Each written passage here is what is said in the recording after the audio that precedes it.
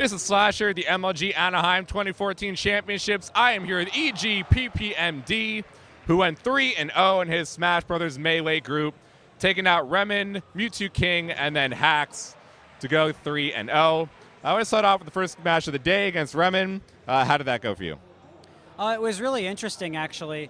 The first match went kind of like how I felt, and a lot of people felt it would go, was a 3-stock. And then the matches afterward, since it was a best of 5, we had to play several more matches. It was actually, all the matches were really close, and he actually took one of the games.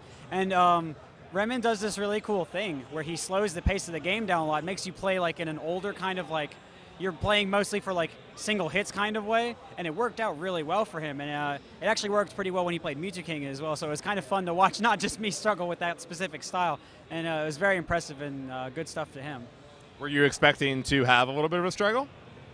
I'd played Remen when he was a budding Falco main, and when he was a Fox main, when he came over to the United States for Pound 4 and 5, which is a grassroots tournament series we held a long time ago. And I felt much more comfortable against him there. So based on those results, which was, again, years ago, I didn't expect that. So I was, I guess you could say, pleasantly surprised. You swept Mewtwo King in your next game. He's told me on many occasions before about his troubles with you and the head-to-head matchup. Do you just see that continuing on in your kind of domination of your one-on-one game against him? Well, he makes it very easy for me. So I guess, today, when we played, he only really tried to win in his first match, and he kind of gave up partway through that. And then he was just kind of playing however he wanted to play after that. He asked the crowd what he wanted to do for the second match, which he usually just does on the last match, which, I mean, is him being silly, and he's playing for the fans. And so, I want a good match out of him, and I think he's a brilliant competitor, very good player and, person. So I want the best I can from him, but I understand that it's less painful, I guess, to go through it and, maybe get it, maybe not, maybe get a heartbreaker game 5 or something. And so I respect what he's doing, and in the current state of things, I can only see that trend continuing, but who knows? I mean, you and I talked about this at Apex earlier this year about his mental struggles against you. Have you seen anything change since then to now that would make you think different? Jason, or Mewtwo King seems like the same guy to me. He seems still kind of unconfident. He seems like he's really struggling to find his way to find a healthy competitive fire, among other personal struggles he has. And I think until some of that is worked out, his association with me is always going to be kind of tough, because I'm kind of that block that he's got to kind of work to overcome, and it's pretty difficult for him with the way his mentality is set up right now, and that's a hard thing to deal with. So if for nothing else, to be that good challenge for him, to remind that there is still more for him to do, I think is something good for me to do, and I hope that he eventually will see it that way, and it'll bring about improvement in him.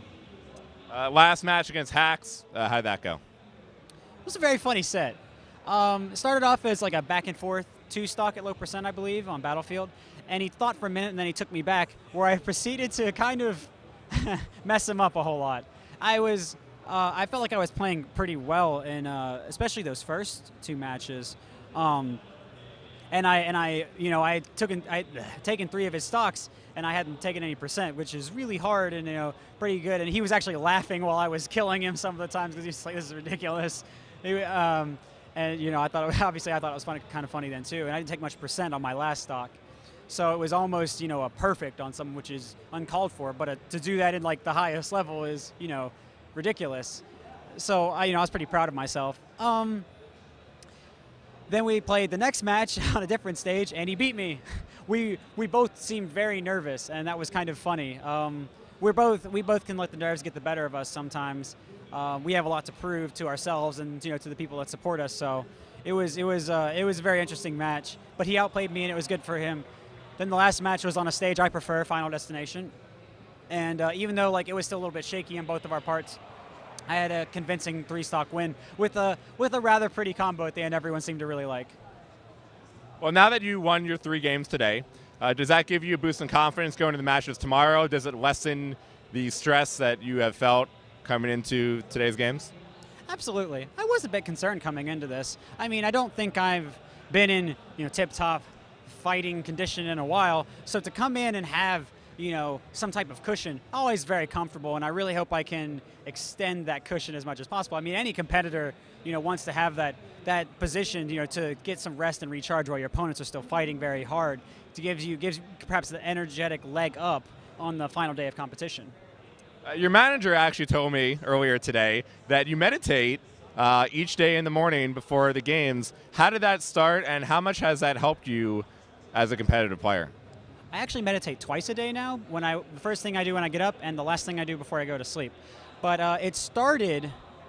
I won't get into this too much, but it was based on some books I read, and later it continued because of some research I was finding, and some of my friends did it, and it was really cool to talk to them about it. I keep it up because I observe the benefits in myself. We live in a generation where ADD runs rampant, and I'm not convinced that it just happened. I think it's something that is based on a lot of our use of technology, of our screens, of we're not reading books so much anymore, so our attention span's getting a lot more limited. Now there's research to argue with that, but we can't argue that we're seeing a lot more of these diagnoses. And so the really cool thing about meditation is if you're not going to read, it's a lot faster way to sharpen your mental focus. It's a lot faster way to finish your thoughts. Like if I want to think about a plan for myself, and I say, well, this won't work, I have to readjust this, and there's this contingency. You can give up on that pretty easily if you're feeling scatterbrained, oh, this is too much effort, I'll think about it later. But when you meditate, even when you're doing it then or just later, the benefits last. You can still keep a good train of thought. You can still be coherent.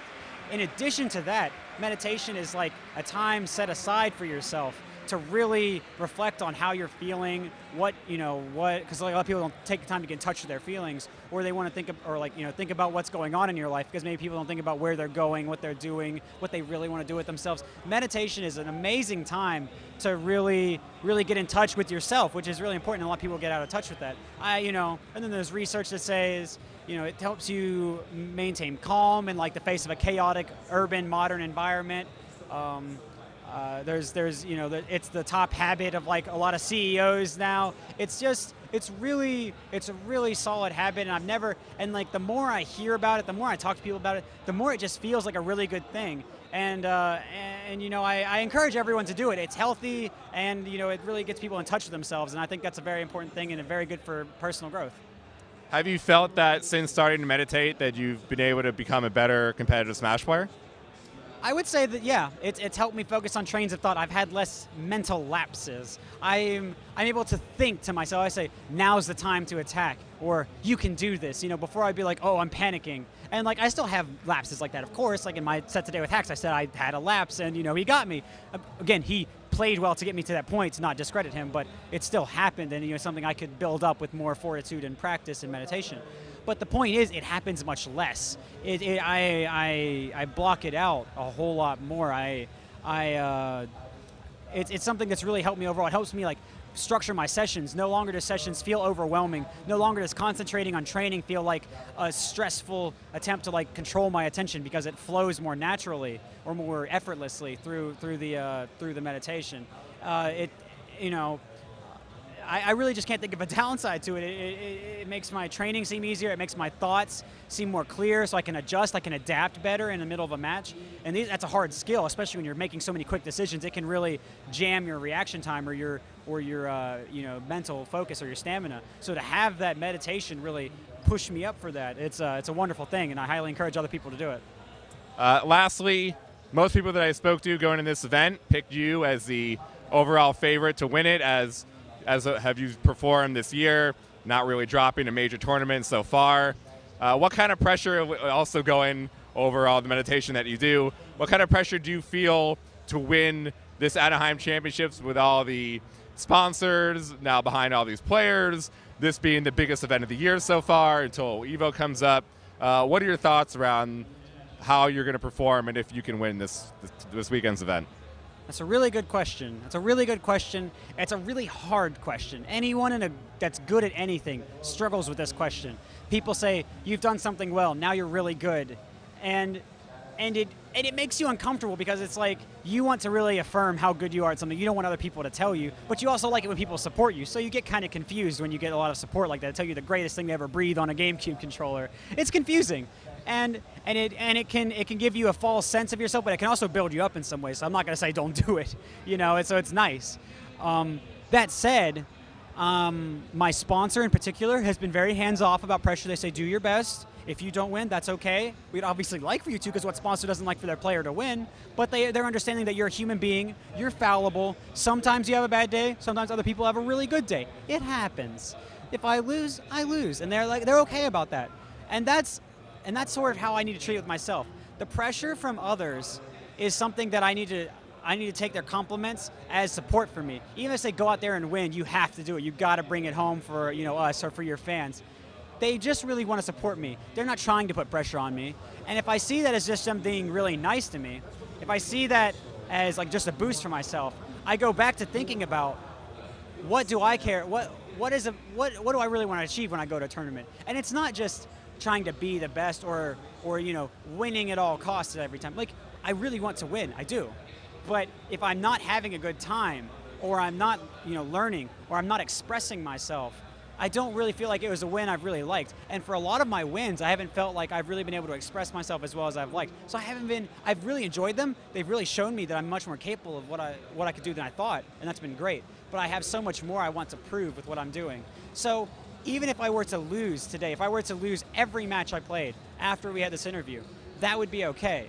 Because I would be taking that, I'd be using that to get to a point eventually in the future where I know I'm going to get to with my training, my personal cultivation, and my in-game work, where I will, I think, be expressing myself to a high degree. I'll be very technical, very punishment heavy, very in control, and I think I'll be able to really show people what I'm capable of in more of a modern sense. So there is pressure there, yes, but it is as I perceive it, and right now I perceive something much more long-term for myself. This event is very important, and I really hope to win it, but I'm not going to break down in tears or try to quit Smash if I don't, Would winning Anaheim fulfill some of those things that you haven't been able to do so far? Yeah, I would say so.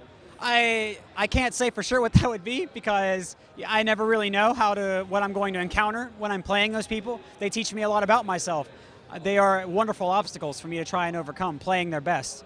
And so I hope that through playing them, through really getting more in touch with myself, through having to express so much to get over them, and encountering much of them and how incredibly deep and interesting they are, that I can learn so much more, and I can achieve more. So the farther I go, the better I will feel. And so to win is a very big goal to me, but it's not a pressure goal. It's like if you do it, you're going to get a lot out of it, but if you don't, you're still getting something out of it, and that's important. Thank you, PPMD, and good luck tomorrow and on Sunday. Thank you very much. Stay tuned to OnGamers.com for coverage all weekend long of the MLG Anaheim 2014 Championships.